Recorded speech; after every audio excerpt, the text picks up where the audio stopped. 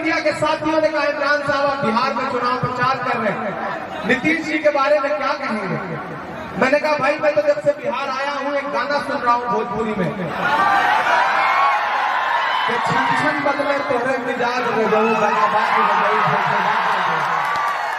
तो नीतीश जी तो अस्थिर व्यक्तित्व के स्वामी हैं। कब उनका मिजाज क्या बदल जाए, कौन सा धोखा दे दें, किधर पलट जाए कोई भरोसा नहीं।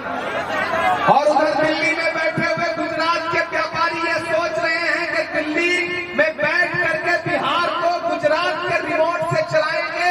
तो मैं बरारी में सुखासन में खड़ा होकर के ऐलान करते हुए कह रहा हूं कि नरेंद्र मोदी जी, अमित शाह जी, ये बिहार है, ये किसी गुजरात के व्यापारी के रिमोट से नहीं चलेगा।